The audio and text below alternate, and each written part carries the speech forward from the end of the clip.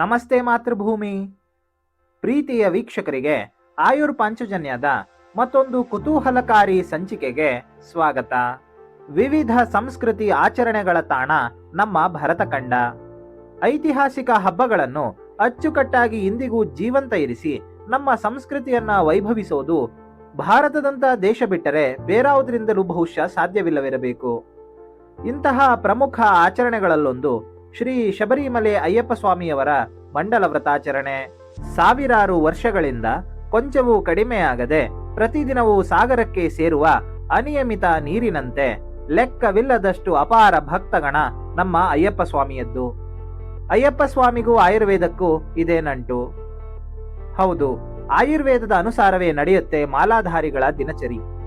ಶಬರಿಮಲೆ ಅಯ್ಯಪ್ಪ ಸ್ವಾಮಿಯ 41 ದಿನಗಳ ವ್ರತ ಕೇವಲ ಧಾರ್ಮಿಕ ಆಚರಣೆ ಅಲ್ಲ, ಅದು ಸಂಪೂರ್ಣವಾಗಿ ಆಯುರ್ವೇದದ ದೇಹ ಮನಸ್ಸಿನ ಶುದ್ಧೀಕರಣ ಅಥವಾ ಡಿಟಾಕ್ಸಿಫಿಕೇಶನ್ ವ್ಯವಸ್ಥೆಯಾಗಿದೆ.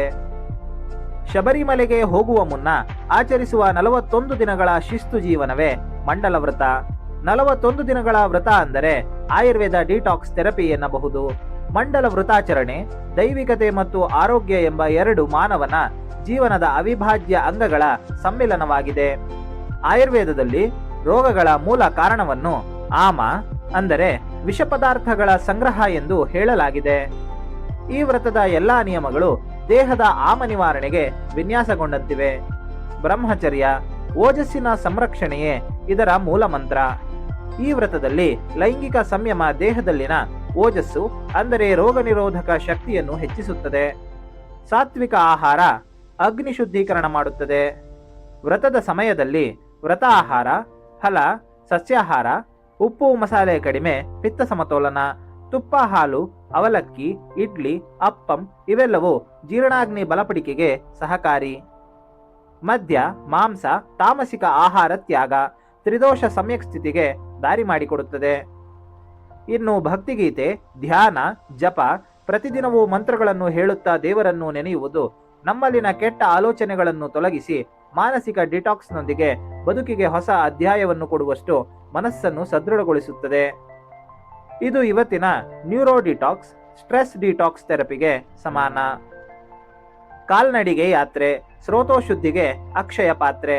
ಹೌದು ವೀಕ್ಷಕರೇ, ಪಾದರಕ್ಷೆ ಇಲ್ಲದೆ ನಡೆಯುವುದು ಪಾದಮರ್ಮದ ಆಕ್ಟಿವೇಶನ್ಗೆ ಕಾರಣವಾಗುತ್ತದೆ. ರಕ್ತ ಸಂಚಾರ ಸುಧಾರಣೆಗೆ ಇದು ಸಹಕಾರಿ. ಇನ್ನು ದಿನನಿತ್ಯ ಸ್ನಾನ ದೇಹ ಮನಃಶುದ್ಧಿಗೆ ಪೂರಕ. ಕಪ್ಪು ವಸ್ತ್ರ ಸರಳ ಜೀವನದ ಪ್ರತೀಕ.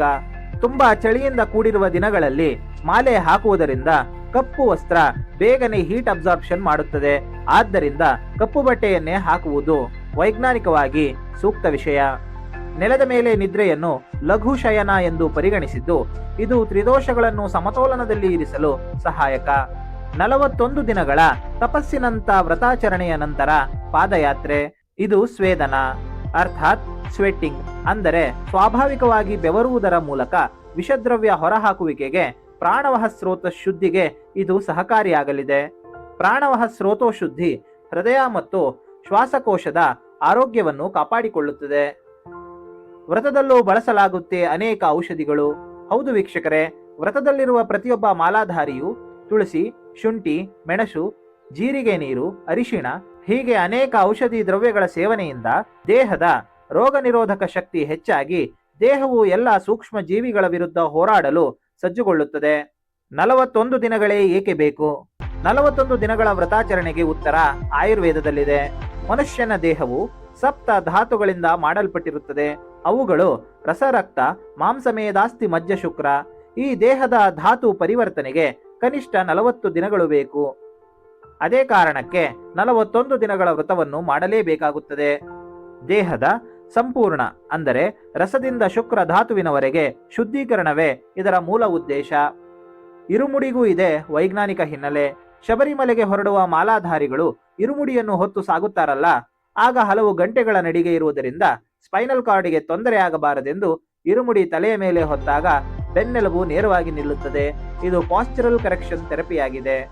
ಆಧುನಿಕ ವಿಜ್ಞಾನದ ಲೆನ್ಸ್ನಲ್ಲಿ ಮಂಡಲ ವ್ರತ metabolism reset, liver detox, insulin sensitivity ಸುಧಾರಣೆ, ಹಾರ್ಮೋನ್ ಬ್ಯಾಲೆನ್ಸ್, ಪ್ಯಾರಾಸಿಂಪಥೆಟಿಕ್ ಚಟುವಟಿಕೆಗಳು, ಮೈಕ್ರೋಬಿಯಮ್ ಶುದ್ಧಿ, ಕಾರ್ಟಿಸಾಲ್ ಇಳಿಕೆ, ಆಲ್ಫಾ ವೇವ್ಸ್ ಮತ್ತು ರೋಗ ನಿರೋಧಕ ಶಕ್ತಿಯ ಹೆಚ್ಚಳ, ಕೋಶಿಕ ಅರ್ಥಾತ್ ಕಾಗ್ನೇಟಿವ್ ಲಕ್ಷಣಗಳಲ್ಲಿ ಉತ್ತಮತೆ, ನಿದ್ರೆ ಗುಣಮಟ್ಟದಲ್ಲಿ ಸುಧಾರಣೆ, ಜೀವನ ಗುಣಮಟ್ಟದಲ್ಲಿ ಫಿಸಿಕಲ್, ಸೈಕಲಾಜಿಕಲ್, ಸೋಷಿಯಲ್ ಸುಧಾರಣೆಗೆ ದಾರಿ.